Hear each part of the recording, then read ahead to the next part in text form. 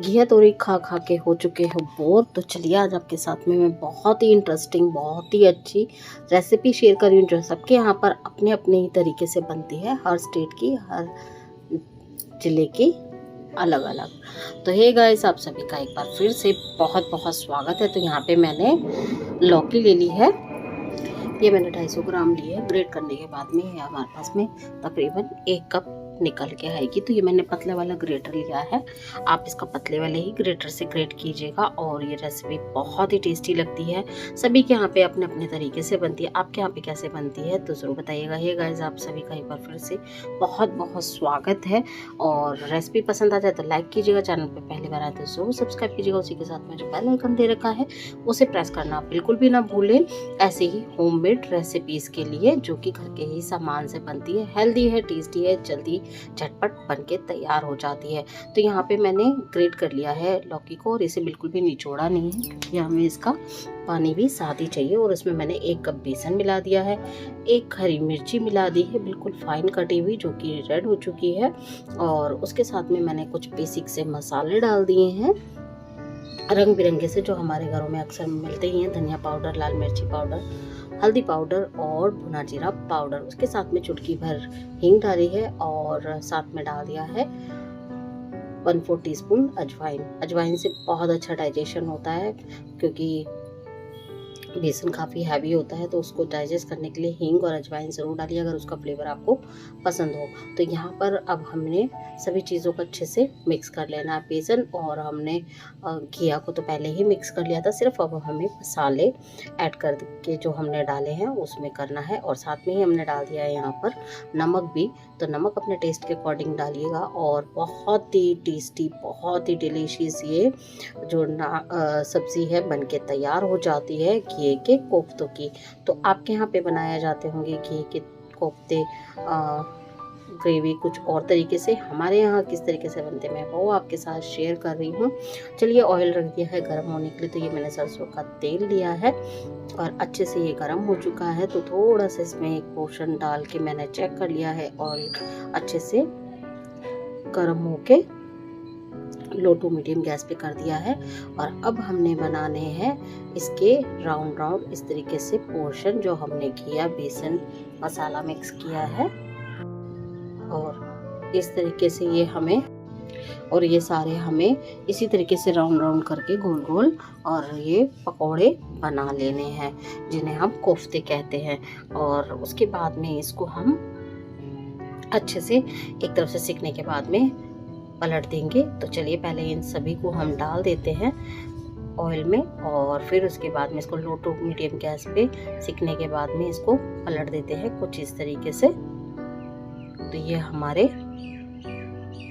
लौकी के कोफ्ते बनके तैयार हो जाएंगे। आप इनको एज अ चाय के साथ में भी खा सकते हैं, बहुत टेस्टी लगते हैं। और आप इनसे सब्जी भी बना सकते हैं और ज़्यादा ही बनाइएगा क्योंकि सभी के घरों में ये बचते नहीं है, आधे से ज़्यादा ऐसे ही टेस्ट में चले जाते हैं।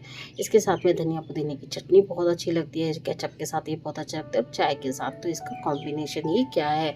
और आपके यहाँ पे ये कैसे बनाए जाते हैं ज़रूर शेयर कीजिएगा और कमेंट सेक्शन में ज़रूर बताइएगा कि आपको ये रेसिपी कैसी लगी। हमारे यहाँ पर जो बनते हैं वो मेरे घर के, मम्मी के घर के कुछ और तरीके से बनते थे कोफ्ते, और ससुराल में किस तरीके से बनते हैं वो मैं आपके साथ शेयर कर रही हूँ क्योंकि मथुरा में इसी तरीके से बनाए जाते हैं, बहुत ही टेस्टी लगते हैं। मुझे अब यही पसंद है तो मैं अपने मायके में भी यही बनाती हूँ इसी तरीके से, उन्हें भी यही तरीका बहुत पसंद आता है। तो हमने यहाँ पर कर दिया है सभी पकौड़ों को पलट के दूसरी तरफ से भी सेक के तैयार। और ये अच्छी तरीके से खूब करारे से सेकिएगा। और उसके बाद में इसकी हम करेंगे ग्रेवी की तैयारी। तो पहले हम सारे ही पकौड़ों को इस तरीके से अच्छी तरीके से ऑयल निकालते हुए, ड्रेन करते हुए निकाल लेंगे ताकि इसमें बिल्कुल भी ऑयल नहीं रहना चाहिए। और जब अच्छे से पकौड़े सीख जाते हैं तो उसमें ऑयल वैसे भी नहीं रहता है। और यहाँ पे हमने उसी ऑयल में बाकी के पकौड़े भी तल लेने हैं। तो चलिए, यहाँ पे करते हैं ग्रेवी की तैयारी। तो मैंने 1 बड़ा टमाटर लिया है, 1 छोटे साइज का प्याज लिया है, 2 हरी मिर्चें ली हैं और उसके बाद में यहाँ पर हमने इनको रफली काट लेना है, क्योंकि हम इसको पेस्ट बनाएंगे। आप चाहे तो ग्रेटर से भी ग्रेट कर सकते हैं, मैं इसको खलबट्टे में ही कूट के इसका रफली सा ही पेस्ट बना लूँगी। और सारे ही आप इसमें लहसुन डाल सकते हैं, अदरक डाल सकते हैं, और जो आपको नहीं खाना होता है, जैसे प्याज नहीं खाते हैं बहुत से लोग, आप नहीं भी डालेंगे तो भी ये चलेगा। और बहुत ही आसानी से ये बनके तैयार हो जाएगी आपकी सब्ज़ी की ग्रेवी। तो यहाँ पे हमने टमाटर और प्याज दोनों को ही कट करके ले लिया है। तो इस तरीके से रफली ही इन्हें काट लेंगे ताकि ये पिसने में आसानी रहे इनसे, और ये अच्छी तरीके से हमारे पास में एक स्मूथ सा पेस्ट बनके तैयार हो जाए। तो यह हमने कट कर दिया है। हरी मिर्चों को भी इसी तरीके से बारीक बारीक काट लेंगे। और यहाँ पे ये हमने इसको खलबट्टे में कूट लेना है, क्योंकि हमें इसका बिल्कुल बारीक पेस्ट नहीं चाहिए। खलबट्टे में भी अच्छे से पेस्ट हो जाता है, तो हम इसको इसी में जो अदरक कूटने वाला होता है उसमें ही डाल के इसको कूट के तैयार कर लेंगे। साथ ही कर लेते हैं ग्रेवी की तैयारी भी। तो यहाँ पर मैंने ऑयल जितना भी था एक्स्ट्रा वो निकाल दिया है। जितना हमें नीड है हम उतने की ही ज़रूरत रखेंगे। और 1 चम्मच मैं डाल दूँगी साबुत जीरा। अच्छे से इसको भूनने देते हैं, और फिर हम इसमें डाल देंगे बारीक कटा हुआ प्याज,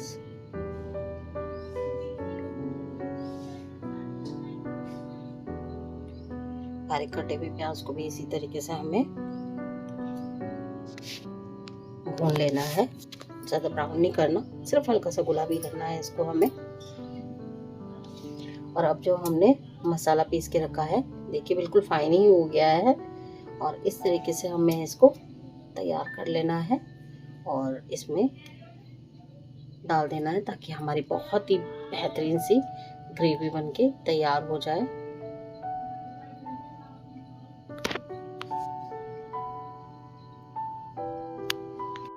सारे मसाले को इस तरीके से डाल के हम अच्छे से भून लेंगे, और ये बहुत बढ़िया सी ग्रेवी बनके तैयार होती है। और इसके अंदर अब हम अच्छे तरीके से इसको पहले पका लेंगे, और फिर उसके बाद में हम इसमें डालेंगे।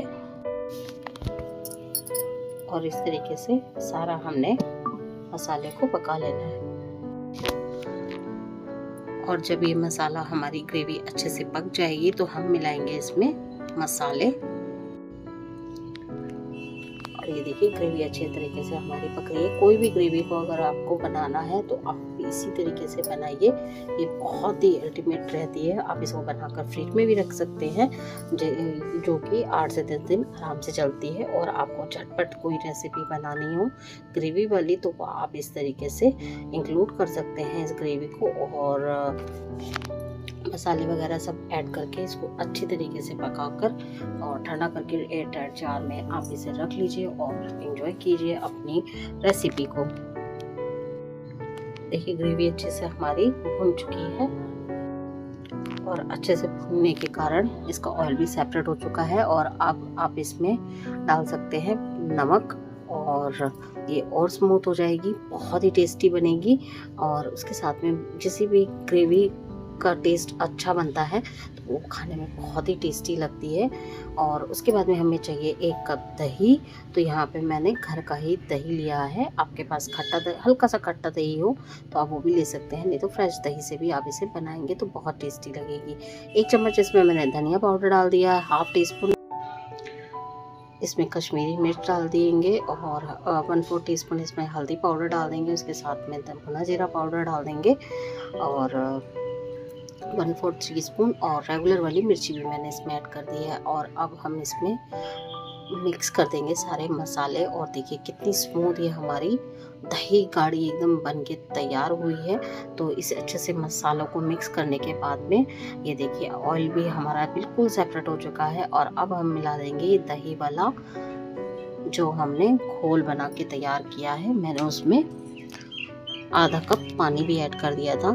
तो क्योंकि हम इसको थोड़ा सा रनिंग बनाएंगे, यानी कि थोड़ी सी तरी वाली बनाएंगे, और क्योंकि ये जितनी ठंडी होती है उतनी गाढ़ी होती जाती है, तो पानी की जो मात्रा है वो आप अपने अकॉर्डिंग रख सकते हैं, जितने आपको इसकी ग्रेवी चाहिए हो उसके हिसाब से, क्योंकि बहुत सी जगह पे ये एकदम गाढ़ी खाई जाती है, बहुत सी जगह पे आप इसको थोड़ा सा रसीला यानी कि तरी वाला देखेंगे। तो यहाँ पर इसको अच्छे से दही को मिक्स करना है हमें ग्रेवी में, और जब तक इसमें अच्छे से बॉयल आ जाएगा, और देखिए ऊपर कितना अच्छा रोगन यानी कि इसकी रंगत आई है, देखने से ही बहुत अच्छा लग रहा है, और खाने में तो यकीन मानिए बहुत ही टेस्टी लगता ही है। तो इस तरीके से ये हमारी ग्रेवी बनके तैयार हो रही है, और आप इसमें चाहे तो मेरी तरीके से थोड़े से पकौड़े डाल सकते हैं इसमें इस तरीके से। और अगर आपको बिल्कुल गेस्ट के लिए बनानी है तो आप इसमें अपनी जो पकोड़े हैं वो सेपरेट कीजिए, और उसके बाद में इसमें आप जिस तरीके से मैं आपको बताती हूँ उस तरीके से सर्व कीजिएगा। जब गेस्ट आने हों तब उसमें ऐड कर दीजिएगा, और जब आपको सर्व करनी हो तब आप इसको सर्व कर सकते हैं। तो इस तरीके से आप इसको बनाएंगे तो ये बहुत ही टेस्टी लगेगी, और बहुत ही अच्छा फ्लेवर इससे उभर के आता है।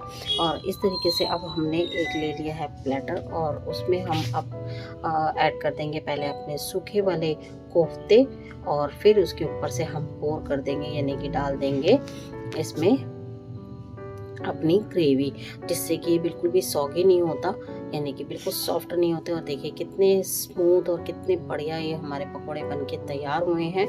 और इस तरीके से आप इनको बनाकर एज अ स्टार्टर भी खा सकते हैं, एंजॉय कर सकते हैं किसी भी त्योहार या फिर फेस्टिवल में। और क्योंकि अभी बारिशें शुरू ही हो चुकी हैं, तो आप इन्हें पकोड़ों को बनाइए और एंजॉय कीजिए। और आज आपके कोई गेस्ट आए तो इस तरीके से ऊपर से आप ये पकोड़ों के ऊपर ग्रेवी डालिए, तो ये बिल्कुल भी सॉफ्ट नहीं होते, थोड़े से ये सॉफ्ट और थोड़े से ये थोड़े से सख्त रहते हैं। तो इस तरीके से बहुत अच्छे लगते हैं, बिल्कुल मतलब कि जैसे गलते नहीं हैं। तो आई होप आपको रेसिपी पसंद आई होगी, तो लाइक शेयर कमेंट और सब्सक्राइब करना ना भूलिए। Thank you.